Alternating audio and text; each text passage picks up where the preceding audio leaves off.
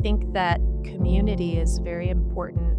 It's very important to connect with not just people in your profession, but people who inspire you, people who encourage you and challenge you to grow and develop and to be a better version of yourself. For a long time, I used to talk myself out of doing a lot of things because my immediate response to any creative idea I had was, what if it doesn't work out? What if it's not received well? What if I upset people? What if people come after me or they speak negatively about me, like online? Like, what if? I was rarely ever thinking about, what if it goes well? What if it works? What if it really resonates with somebody and really helps? A tale of two hygienists. Welcome back, listeners, to a Tale of Two Hygienists podcast, episode 529. My name is David Torres, and I am here with the clinician and the catalyst, the floss boss, the perio queen, and the gingival guru, and the best co-host ever, Miss Jessica Atkinson. Ooh, gingival guru. That's a good one, Dave. That's a good one. And today, Dave and I are joined by one of my favorite people. This is true. Bethany Montoya. And Bethany, we chose to have you on because this month we're talking about advocacy, legislation, things that are happening. And at the end of the day, all of this starts at ground zero, our office, what we're doing day in and day out. And you just fit into that category. I watch you on social media and I just think, wow, Bethany, yes, yeah. I find myself saying, yes, yes, yes. So, Bethany, tell us a little bit about yourself and why advocacy is so important to you and how you did it without burning out. Yeah. Well, thanks for having me, guys. I will be completely honest and say that although my heart for advocacy is strong now, it wasn't for many years of my career. And so I graduated from hygiene school in Southern Colorado in 2012. And I tell people that when I was a hygiene student in Colorado, my ultimate goal was to finish school, get a couple of years of experience working for a private practice somewhere, and eventually I wanted to have my own practice. But after graduating, our family situation had kind of changed. My parents had relocated to North Texas and they were getting very close to retirement and just started kind of gently hinting that if my husband and I would consider moving to Texas, that they would be available 24/7 to help with our kids, and we didn't have that, where we were in Colorado, so we decided to move just months after I finished hygiene school, and so I will say from a professional aspect, I experienced pretty severe culture shock coming to Texas. From Colorado to Texas. Yeah. Yeah. I came from a state where hygienists are empowered to do a lot of things to a state where hygienists are very restricted from doing a lot of things. And even just the general mentality toward hygienists, I felt was very, very different. I experienced a lot of kind of criticism during some of the working interviews that I did early on. Just a lot of practice owners really scrutinizing my education and the mindset that I was coming into the practice with. They really weren't used to a hygienist coming in with an ownership mentality. They're used to a hygienist who's one of the girls or auxiliary staff, and that's just not the way I was trained. And so it took me some time acclimating and just adjusting, but I did. And I worked for about the first 5 years of my career in a corporate setting. It was very demanding, very high volume. Um, and Soul crushing. yes, there were good parts about it. There were bad parts. I would say, looking at the bright side, I learned a lot about the business of dentistry. I learned how to read reports. I learned how to monitor my metrics. I learned how to really cultivate my communication style with my patients, so that I wasn't just trying to get them to go along with my treatment recommendations. I was really coming from an educator's perspective, really wanting to teach them about their health and teach them about themselves. And I found pretty early on that coming from that place yielded me a lot of success with my treatment acceptance. And so I did really well in that environment, but at the same time, I experienced burnout pretty quickly. I just didn't know there was a name for it. I was just working so hard all the time. It felt very much like a grind and not really like healthcare, like what I had signed up for. And so I ultimately decided to look for a new job, and I got hired on at a private practice. And I didn't know it at the time, but the practice was fee for service. And I remember them asking me during the interview, are you familiar with a fee for service practice? Do you know what that means? And I said, no. But I did notice, even though I didn't understand what that term meant, I noticed that things seemed to be a much slower pace at the office. And I noticed that the doctor was giving me a lot more autonomy in the practice to treat patients the way I felt they needed to be treated. There was a lot less pressure to meet certain goals and benchmarks. And it was the first time in my career where I really felt like I had leadership who was interested in developing me as a leader. And so I had a really great experience in that practice, and I worked there for several years. And then since then, I've kind of experienced a lot of different things. I've worked in dental sleep medicine. That was a cool experience. But when it comes to clinical practice, I've mainly stayed in fee for service or out of network environments. And that's where I feel like I've been the happiest because I feel like I'm really valued for the care that I provide and not for the production that I bring into the practice. And I think that when the care is prioritized, the production follows. Like, it all works out really well that way. So that's just a little bit about me. And then maybe during the COVID pandemic, I was let go from the practice that I was working at, and it absolutely crushed me. I wasn't expecting it, and I really wrestled with that for several months, but picked myself up and I decided that I wanted to claim a little more ownership over my career and have a little more control over my income. And so I started developing myself as a writer, and that led to speaking, and it led to me starting a social media brand. And that's really where my heart for professional advocacy was born, is the more that I started speaking to and connecting with my peers and my colleagues, I really started to really appreciate the value of the dental hygienist. And so I know now, years into this, sometimes I'll post on my social media, I'll post content, and I get really touched because once in a while someone will say in the comments, "Thank you for being our voice." And I'm just so grateful to be in a position where I can be a voice, and I want to use that opportunity for good. And I want to see dental hygiene expand and progress. And I also just want to lift up my colleagues with me. I want to see good things happen for everybody. So that's just a little bit about me. So you mentioned you graduated in 2012. I graduated in 2012 myself too. Oh, And I cool. think, yeah, I know we're graduated buddies. Yeah, And twins. I think that we go through this shift or this, dare I say, infancy at the beginning when you graduate, where you're kind of finding your footing. Like, do I work in private practice? Do I work in DSOs? Do I volunteer? Do I go back to school? But you and I have that similarity where we've done this long enough that life just happens to us. I can relate. My wife is a hygienist as well. And when COVID happened, it was both of us.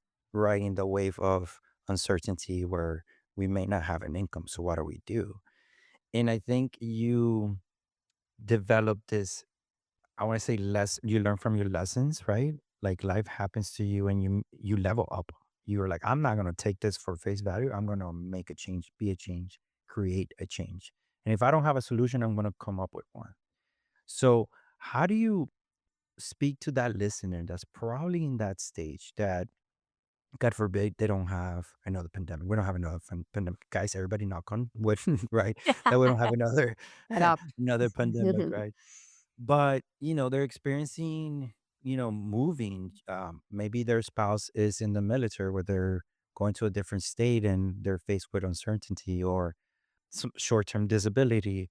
How do you advocate for that listener where there's a storm coming and I don't know how to navigate this, but I know Mhm. deep down inside that I'm going to overcome it and I'm going to weather this storm? What are some of those feelings and emotions that you probably felt where you were resilient as opposed to giving up or saying, Mhm. this is not going to happen to me? Yeah. Well, my story to finding kind of myself outside of clinical hygiene is kind of interesting. After I had been let go from my practice, I went for maybe a 4-week period where I was unemployed. And then I kind of jumped back into things with a new practice. And I just, I was very discouraged at the time because I was still reeling from everything that I had gone through and getting fired from my last job. But I also was dealing with a very toxic environment that I had recently joined in this new practice. The leadership just wasn't strong.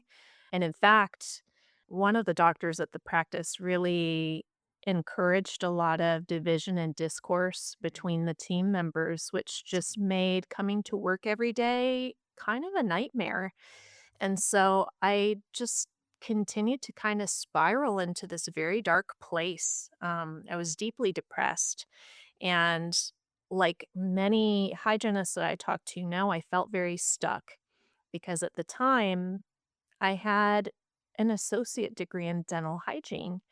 And that's all I could see is that I had this entry level degree in a very specific trade that I felt like I couldn't use it for anything, so I didn't know what to do, and so when I was on Facebook one day, I connected with this girl that she also was a hygienist, and she also had been let go from her practice during the pandemic, but she ended up making a transition out of clinical practice completely, and she started working with a kind of a practice management, like a consultant group. And I was just kind of watching her career development from my Facebook feed, and I was really inspired by it. So one day when I just really had hit like one of my lowest points, I went out on a limb and I decided to send her a private message. And I had no relationship with her. But I sent her kind of a lengthy message just explaining my situation and how I was feeling at the time and feeling really lost and confused and stuck in my career. And I asked her if she had any advice for me because I had seen her transition and it was really inspiring to me. And so she was kind enough to respond and ask me if I wanted to have a phone call with her. And so we talked on the phone, and she was just a great listener, but I remember toward the end of the conversation, she said, "Bethany, I couldn't help but notice that the message that you sent to me was kinda long, but as I was reading it, I came to the realization that you're a good writer. Have you ever written anything before? Like, have you ever pursued that at all?" And I said, "No." She said, "Have you even thought about it?" And I said, "Yeah, I've thought about it." And she asked why I never pursued it, and I said, "Well, I wouldn't even know where to start. Like, I don't feel like I have anything to say that people would want to read about." And she said, "That's not true." because what you just shared with me in your message is very relevant, and so many people can relate to your experience and your feelings. And so, anyways, she directed me to RDH Magazine and she connected me with Jackie Sanders. And so, as soon as we got off the phone, I nearly ran to a notebook and I just started brainstorming like different topics that I would want to write about because her suggestion to me was to pick out a topic that I felt like I could hold maybe a 5 or 10 minute conversation with somebody without even having to do any research for it. Something that I just already knew, it was in my wheelhouse. And so I just started brainstorming about all these different topics, but ultimately what spoke to me the most was my experience getting fired.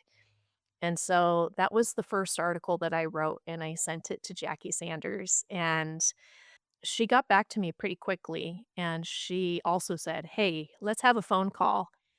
And so I had a really great conversation with her. She kind of educated me in what's involved with being a regular writer. She gave me some advice and some coaching and things just kind of took off from there.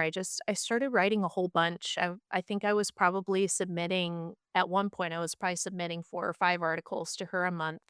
Way to go, And Bethany. thanks. Yeah, the more that I started to do it, companies started reaching out to me and saying, "We're familiar with your work. We wondered if you ever do any product reviews. Maybe we could send you some products. You could try it out and just give us, your honest feedback in article form for the magazine." And then after I started doing that for a while, then they started reaching out again and asking, "What else do you do? Do you speak?" And I said, "No, but I'm willing to try." Like I do And now. yeah, I just kept saying yes to opportunities. So really that's kind of my origin story is I hit a really desperate kind of dark place personally and I reached out to somebody for help. And thankfully for me, that person that I happened to reach out to listened and they were willing to just give me just a few pointers, just some direction.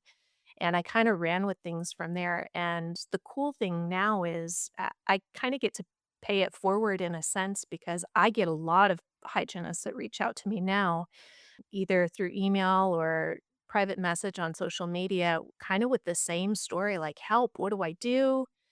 And I love that I get to be that person to give them a little bit of guidance, and I can't say that every person that I talk to, does what I suggest, but I have had quite a few stories come back from people saying, like, "I did what you suggested, I tried this, and it's working really well, like, now I decided that I wanted to start a side business, and I'm working on that. Thank you so much for your insight."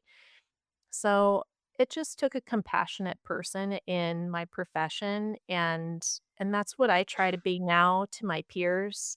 I just wanna be a place of compassion for them too because it's hard. Our profession's really tough, and I know that every profession has its pain points. I don't want to make it sound like ours is the worst ever, but I think that community is very important. It's very important to connect with not just people in your profession, but people who inspire you, people who encourage you and challenge you to grow and develop and to be a better version of yourself. And so I feel extremely grateful that I was able to make those connections years ago with people who inspired me to be better. I love that. I think the bedrock of advocacy is connecting with others. The Yeah. bedrock of change is connection. And to connect with someone, because listen, I have had rough days. I don't always have the sunshiniest, best outlook on what our looks like, right? Bethany, I appreciate your candor in talking about how you've gone through these experiences of deep depression. And for anyone looking at your career right now, that's not something that somebody would say would be part of your story. But I think because it is part of your story, that opposites, that comparison for you makes you even more so profoundly impactful in the space in which you're in now, and gives hope to those who maybe are going to be like, well, I'm not really loving where I'm at right now. This message is for everyone. That's It's working out great. The message of advocacy is in the office where the dentist is giving them the instruments that they need, and they're really having all the things they need to be the hygienist that they want to be. And in reality, this advice, this platform is for where you're at right now. And to connect to someone who is a little bit more down the road or doing something that you admire is the bedrock of advocacy. Yeah, thanks. It reminds me you remind me of, like, a lotus flower. For those of you that don't know, right, a lotus flower blooms on murky water, right? And so being resilient and being able to feel that I got kicked in the and I got punched in the gut, and I feel really bad right now, and I feel bad. You can feel bad and go through your stages because it's going through stages of grief too, right? It's like a bad breakup, like, you're told you gotta let go, right? Being in that environment, in that stage, and still coming ahead and looking at what everything that you've been able to manage to do out of that has been really inspiring. And there's probably somebody listening right now. Maybe they're in bed, they're having a gloomy day, or they're in the gym and they're taking it out on a punching bag. Please take it out on a punching bag, not on your somebody else at work, right? But taking it out of the gym or even driving, and they're in that reflection state and listening to your story and knowing that you can come ahead out of it and be a better person, level up yourself. But it mostly happens because you believe in yourself. And because you believe in yourself, you ask somebody a question and it comes across as in like, huh, I understand you're struggling, which we all go through these stages, but somebody's somewhere out there believes in you and what you could be. It could be you could be a great writer, a motivational speaker, and hearing that tone and understanding that, yeah, there's gonna be sunshine at the end of the day, right? When it rains, it pours, but the clouds will clear. And that reminds me of, I too, once upon a time, did get fired too, and it was very relatable. The difference is I didn't become social media influencers like you did, right? But it was very difficult to feel lonely. But when you kind of share your story and just connect with people that have that empathy and understanding, it's like a fresh breath of air, right? Like, okay, I'm not going through this by myself. So, yeah, you're like a lotus. Guys, be the lotus Yeah. flower. Yes. That is so nice. Thank you for saying that. I didn't know that about lotus flowers, but I I did know didn't. that about Bethany. Well, thank you so much. Yeah, it's just, I don't know, like, when I started my social media brand, I was really trying to think of what my handle was gonna be, like, what I wanted to call myself. And at the time, like, and I think still, like, what was kinda trending at the time is a lot of the hygiene accounts that were coming out were something RDH. Maybe it was their first name, RDH, or, their realm of expertise, RDH. And so I kept thinking to myself, like, gosh, what would I wanna call myself? Like, I don't know if I wanna be Bethany RDH online, but I also don't know if I have, like, an area of specialty that I could use in my name. And the word human just kept coming to me because I just really wanted my social media account to be a place where I could be authentically me at all times. And, um, 'Cause you're expert of being a human being. yeah, yes. And I will say, if there's a realm of expertise I have, it's just being true to myself. And that has taken me years to get to that point. It's taken me a lot of inner work to be able to get past the desire to people please all the time and the desire to present the persona that I feel like most people would appreciate and respect, to be able to overcome all of that, to just wanna be me at all times. That's really what I wanted, and so, I'll be honest, in the very beginning, I kind of felt like I was faking the humanity part because I was still kind of finding myself and finding, that inner strength, um Or is that the definition of the humanity part? Yeah, yes.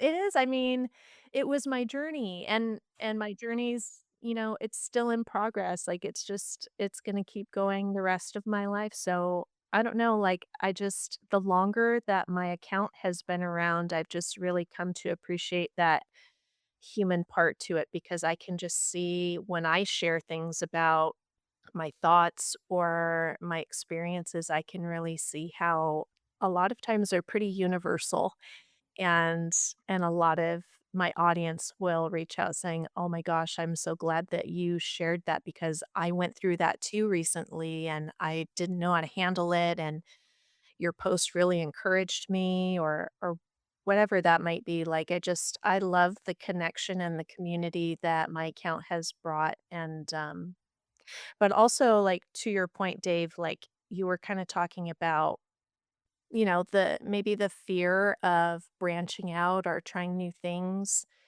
trying to create change, or feeling the fear of, maybe an uncontrollable in your life that's about to alter things, like, um one thing that I've really had to overcome in my own life is just the negative self-talk, right? Like, for a long time, I used to talk myself out of doing a lot of things because my immediate response to any creative idea I had was, what if it doesn't work out? What if it's not received well?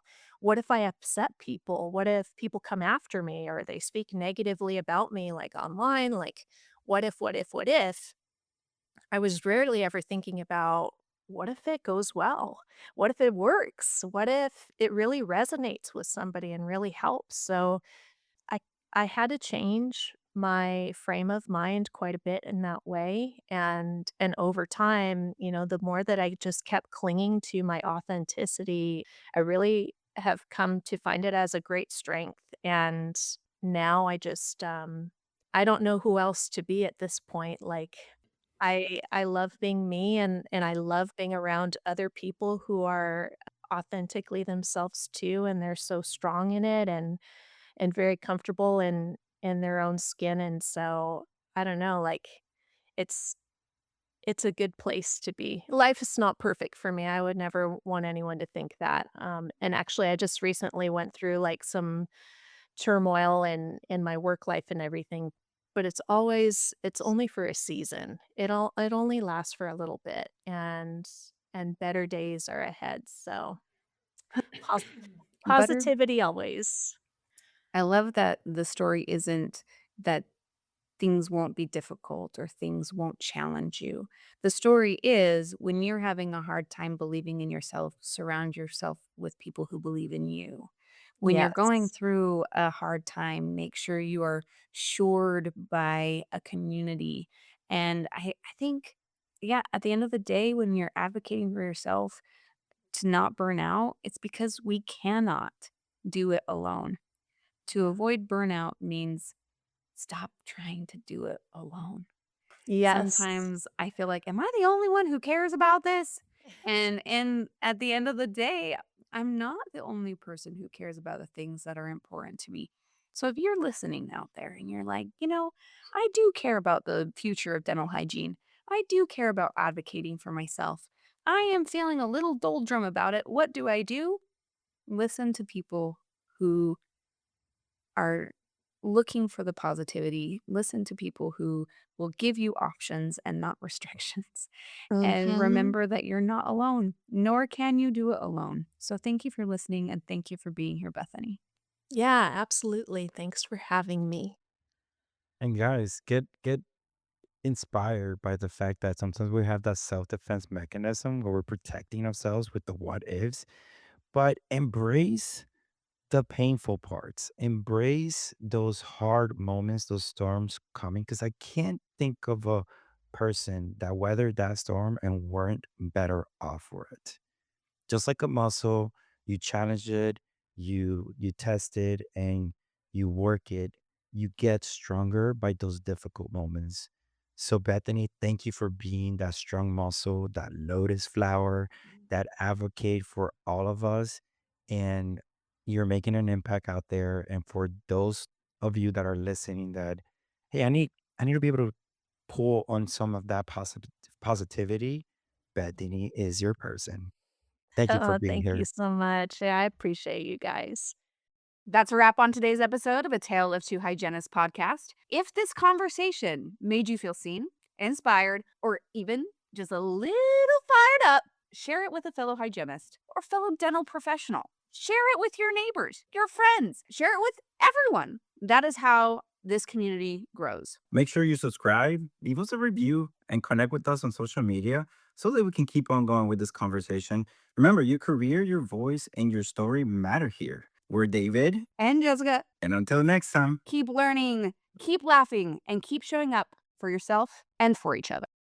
This has been a production of Endeavor Business Media, a division of Endeavor B2B.